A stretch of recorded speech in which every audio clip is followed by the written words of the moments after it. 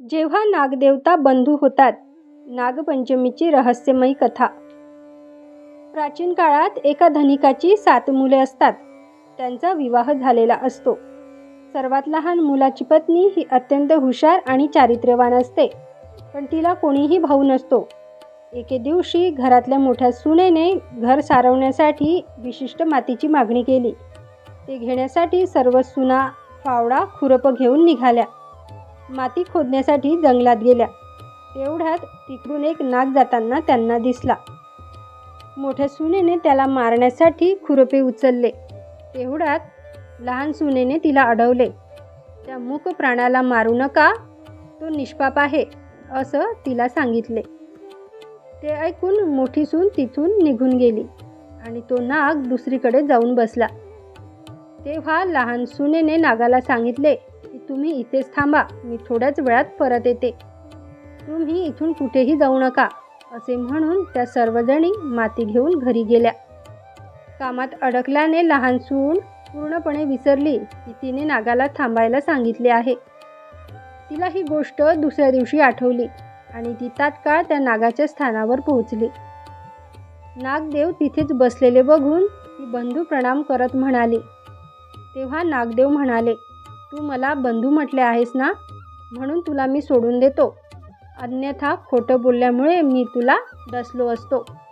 तेव्हा तिने नागाची क्षमा मागितली. त्यावेळी आजपासून तू माझी बहीण आणि मी तुझा भाऊ, माग तुला काय हवे आहे असे नाग तिला म्हणाले. त्यावेळी ती म्हणाली की माझं कोणीही नाही, तुम्ही माझे बंधू झालात याचा मला फार आनंद झाल्याचे तिने सांगितले. काही दिवसानंतर तो नाग मनुष्य रूपात तिच्या घरी येतो. माझ्या बहिणीला न्यायला आलोय असं तो म्हणतो. त्यावेळी तिच्या घरचे सर्वजण नकार देतात. हिला तर कोणीही भाऊ नाही असं सांगतात.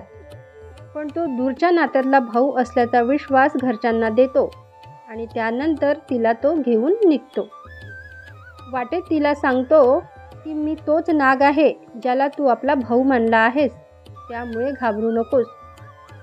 वाटेत जिथे जिथे तुला अडचण येईल तिथे तिथे माझे शेपूट पकड. त्याप्रमाणे तिने केले आणि ती घरी पोहोचली. तिथलं धन ऐश्वर्य बघून ती आश्चर्यचकित झाली. एक दिवस त्या नागाच्या आईने तिला सांगितले की मी एका कामाने बाहेर जात आहे, तू आपल्या भावाला गार दूध देशील. तिला हे लक्षातच नाही राहिलं आणि तिने ते गरम दूधच त्या नागाला पाजलं. त्यामुळे त्या नागाचं तोंड पूर्णपणे जळलं. नागाची आई फार रागावली, पण नागाच्या समजावण्याने शांत पण झाली. तेव्हा नाग म्हणाला की बहिणीला आता तिच्या घरी पोहोचून द्यायला हवे आहे. त्यावेळी नागबंधू व त्याच्या वडिलांनी तिला भरपूर सोने, चांदी, हिरे, माणके, कपडे सगळं तिला घेऊन तिच्या घरी तिला पोहोचून दिले. एवढे सगळे बघून मोठ्या सुनेला ईर्ष्या झाली.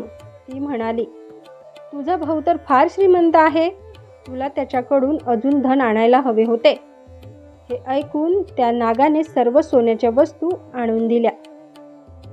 त्या मोठ्या सुनेने झाडूसुद्धा सोन्याचा मागितला होता, तर तोही त्याने आणून दिला. लहान सुनेला नागाने एक सुंदर हिरे माणकाचा हार दिला होता, ज्याची कीर्ती तिथल्या राणीपर्यंत पोहोचली होती. तिने राजाला सांगितलं की मला तो हार हवा आहे.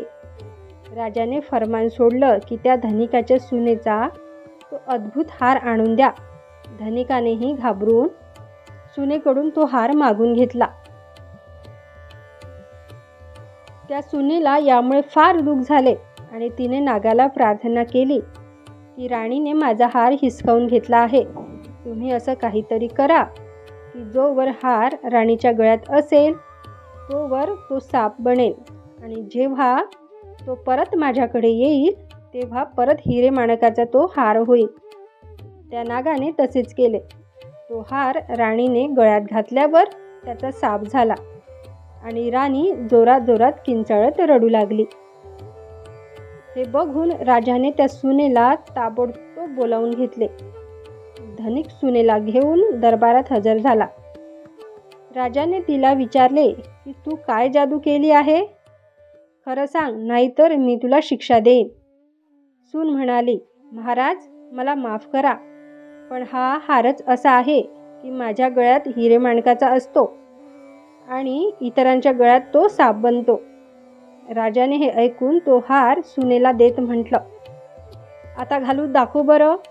तिने घालताच तो हार हिरेमाणकाचा झाला.